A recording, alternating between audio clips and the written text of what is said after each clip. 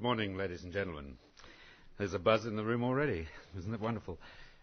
Life is bittersweet, as you heard in that music, and corporate social responsibility is a bittersweet challenge. There's lots of great things about it and lots of challenging things about it. So welcome to the 2006 Corporate Social Responsibility Summit. I'm Rob Irving, and I'm a partner of 4-Day Communications, and it's going to be my pleasure to be your facilitator over the next 2 days of this very important gathering, and it's great to see so many of you here. On your behalf, let me welcome to the podium Christopher Kirkbright of the Wiradjuri people to provide an acknowledgement of the people of the country.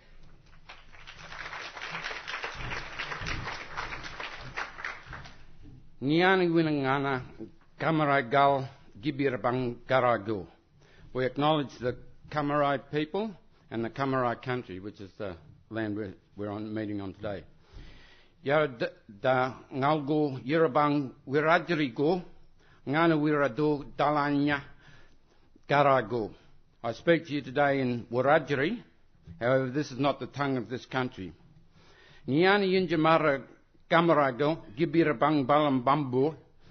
We honour and respect the Gamarai people and the ancestors of the Gamarai people. Ngadu Dagoming Nindu Gia Mabian Ngaranduduri Ngani Garago. I wish you a pleasant stay in this country.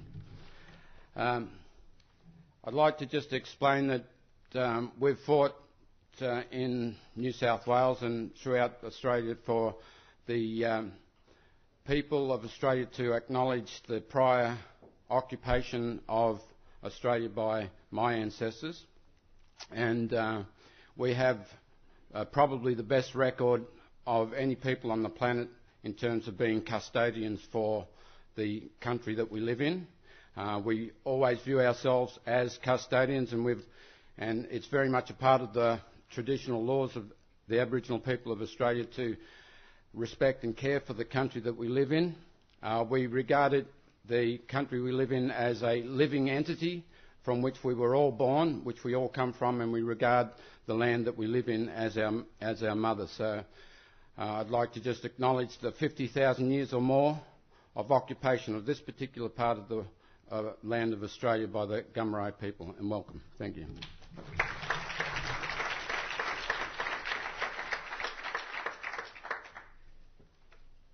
Thank you, Christopher. How do we say thank you in Wiradjuri? Mandango. Thank you on your behalf, once again. And thank you, Mother, our country. Well, we're at Luna Park, aren't we? So it's very appropriate that we should be here because we're in for a merry-go-round of insights, ideas, sustainable initiatives, and have some fun, thrills, and hopefully no spills. Now, what is the most vital ingredient in these proceedings over the next couple of days? What do you think it is? Well, it's going to be in the participation that you bring to these proceedings. We're going to hear from speakers, and they're going to make a great contribution to the debate, to the learnings, but also your participation and contribution back to the floor, as it were, is vital to what's going to happen over the next couple of days. Your collective contributions are going to enable us to work responsibly and collectively for the common good.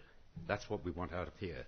Some sustainable initiatives and actions that each of us can take as we move out of here after a couple of days, or after today if you're just here for today.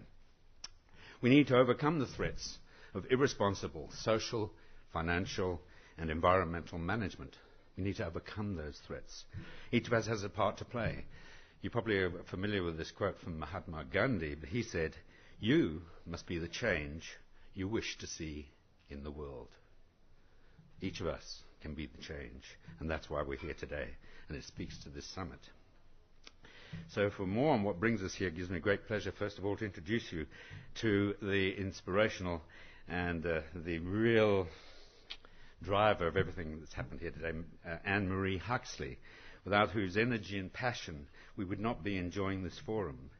For those of you who have not met Anne-Maree, she was responsible last year for staging or driving the first Corporate Social Responsibility Summit, the inaugural summit. 380 people attended that.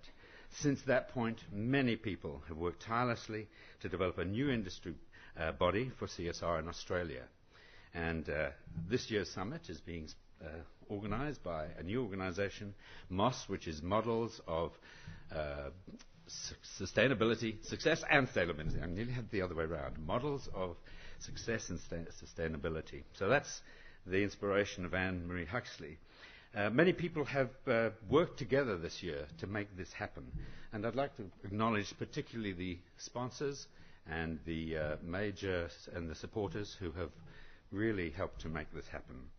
Particularly Investwell Consulting, which is Anne-Maree's company, and Zafire International, Margot Cairns' company, who are our major sponsors. So without any further ado, let me invite to the stage Anne-Maree Huxley. Thank you.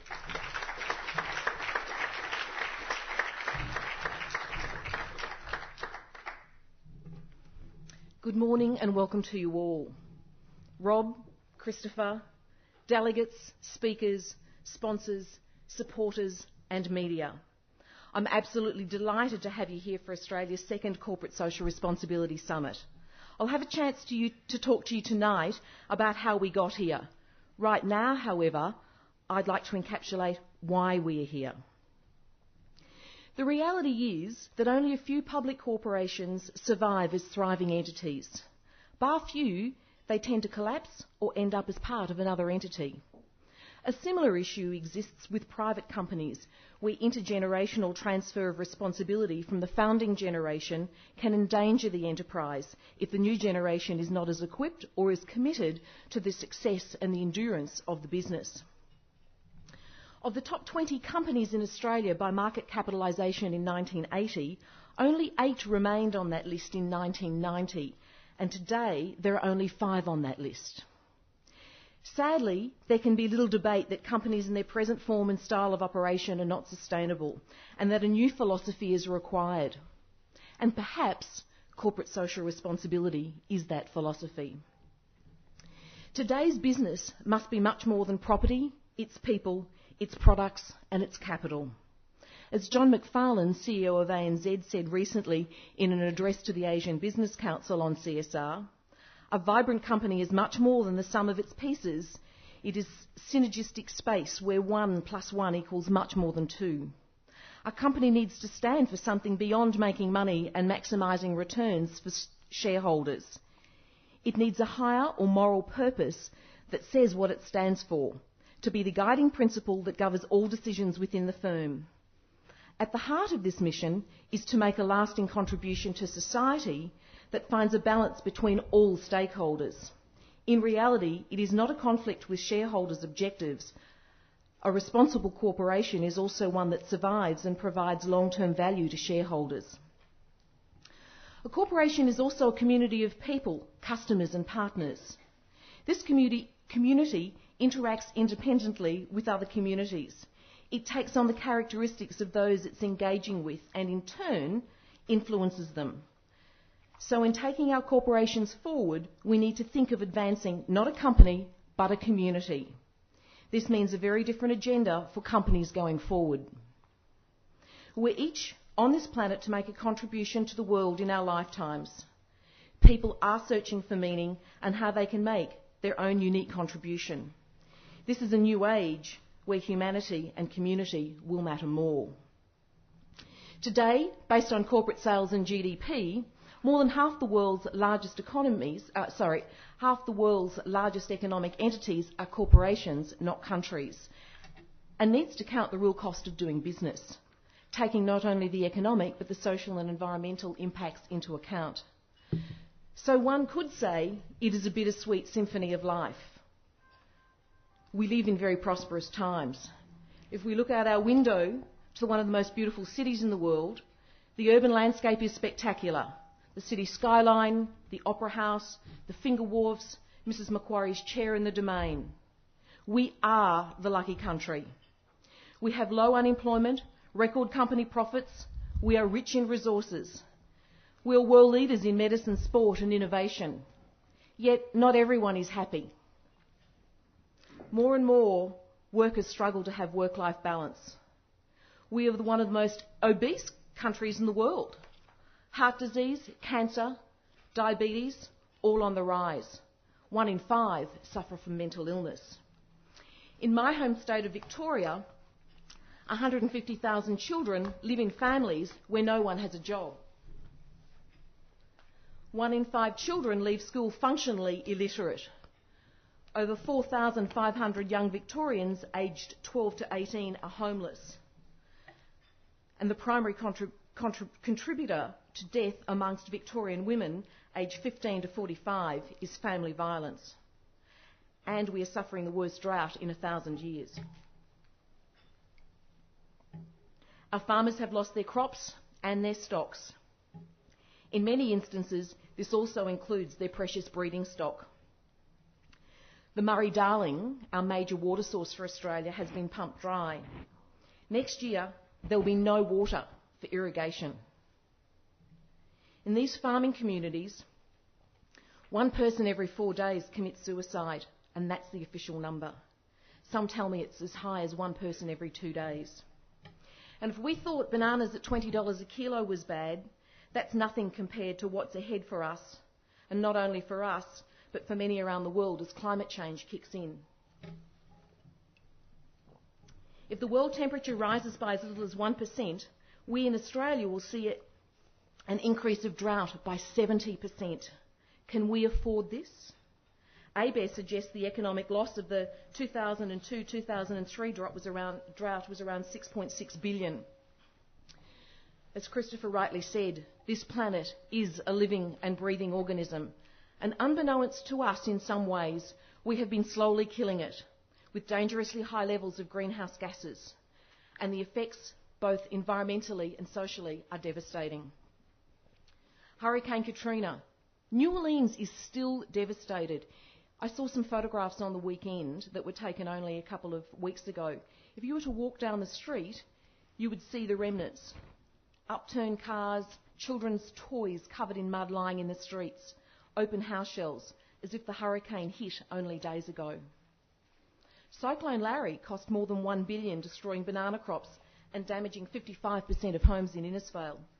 And remember the 1999 hailstorms in Sydney? This was the largest insured loss from a single event in Australia, estimated at $1.6 billion. The total economic loss of the storm was estimated at $2.2 billion.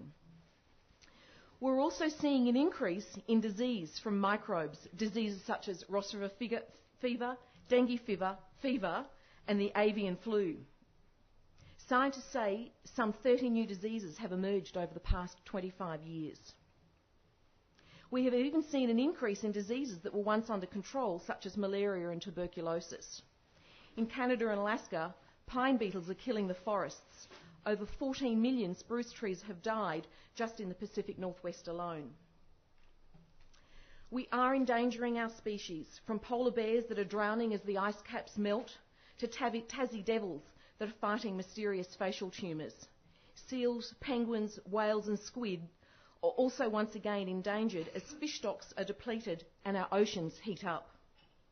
The barrier reef is dying due to increased temperatures and amounts of CO2. Approximately 1/4 of the 7 tonne of CO2 gases that are released into the atmosphere each day is absorbed by our oceans, making them more acidic. We are also losing our native fish species, our worst year recording 16% loss. We are displacing our species, and they're having to move on.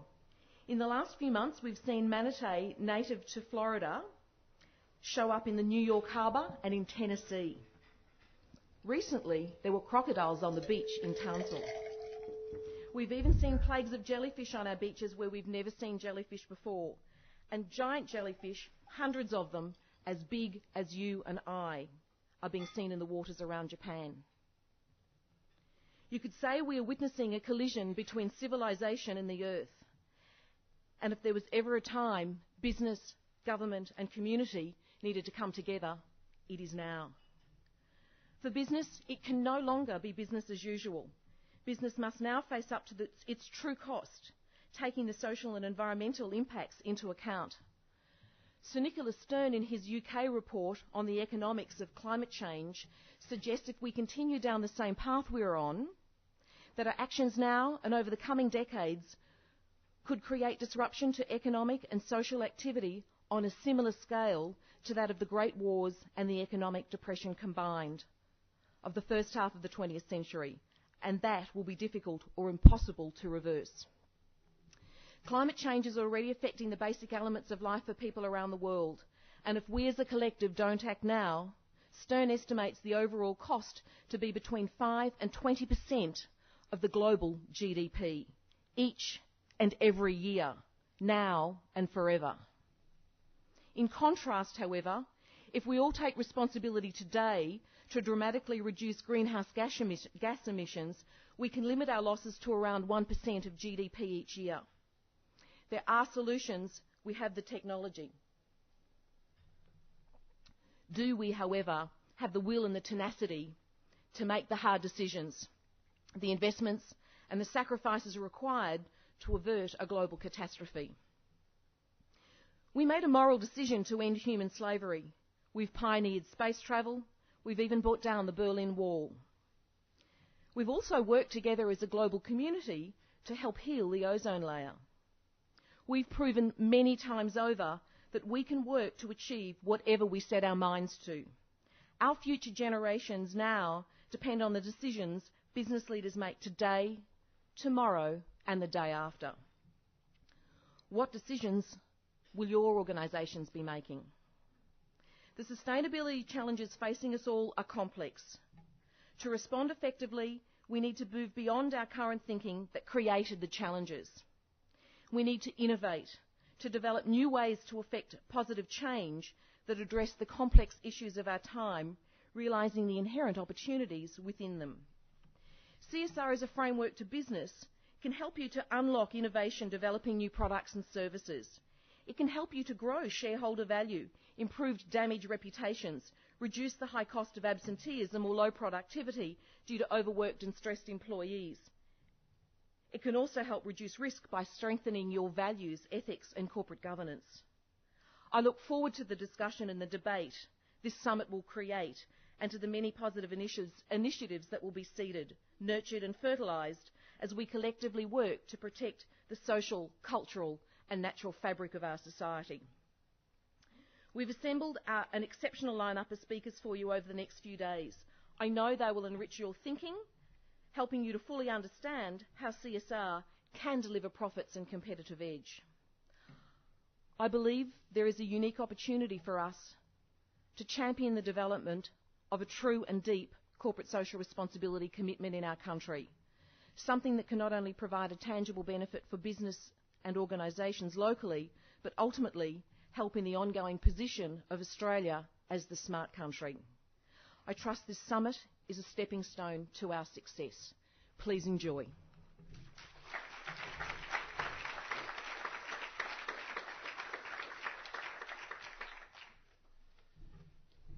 What was that about energy and passion?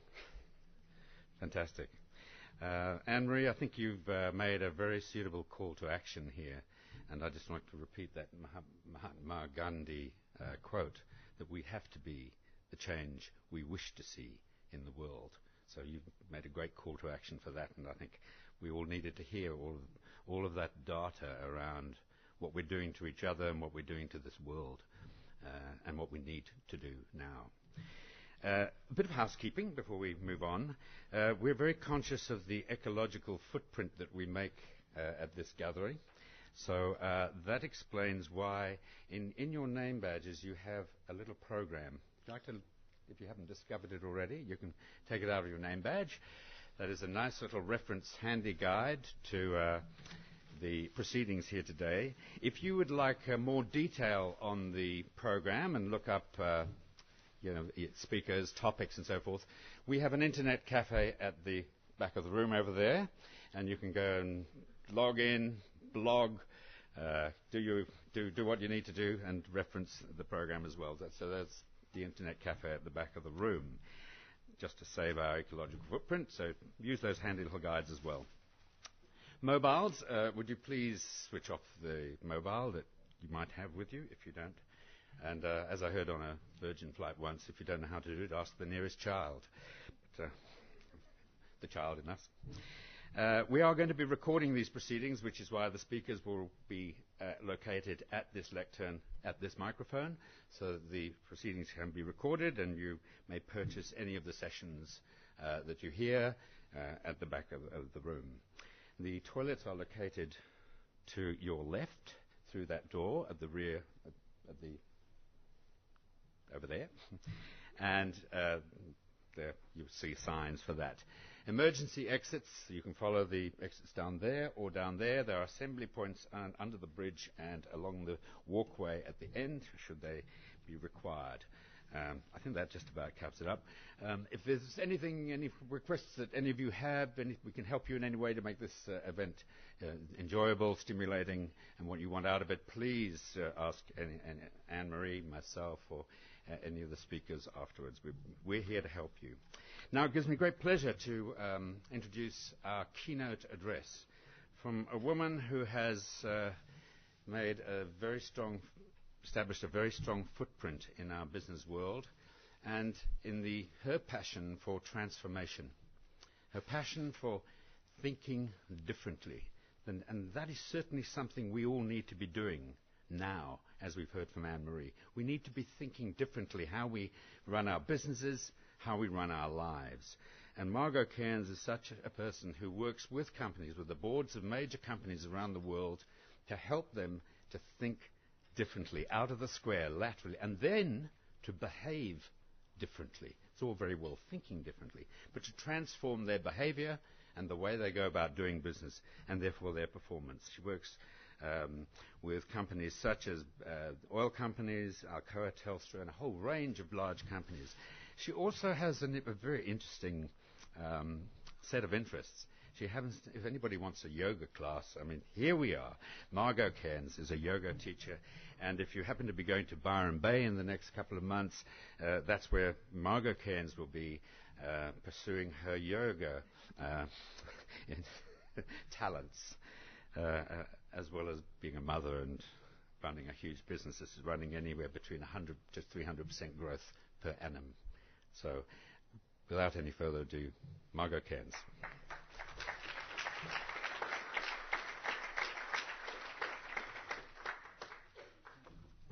Thanks, Rob, and welcome. We have a little film clip to show you.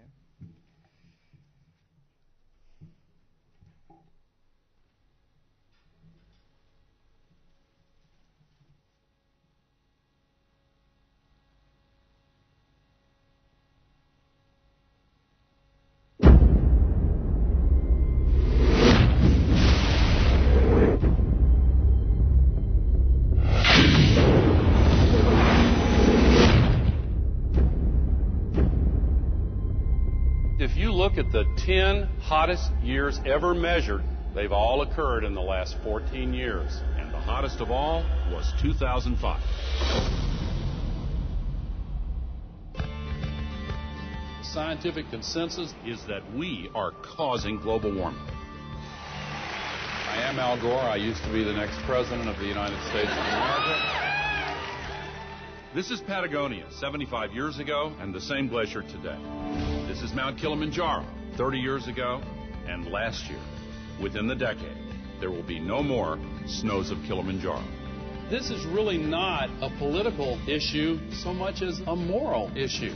Temperature increases are taking place all over the world, and that's causing stronger storms. This is the biggest crisis in the history of this country. Early this morning, Hurricane Katrina slammed into New Orleans.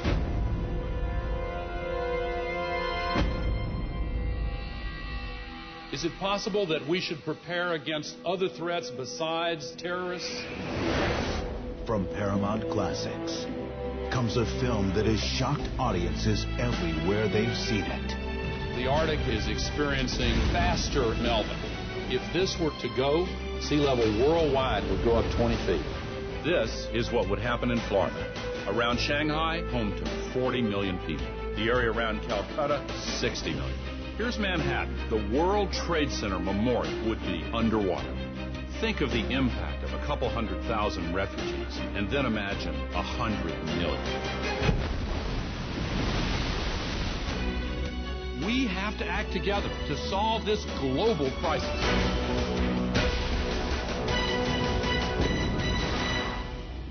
Our ability to live is what is at stake.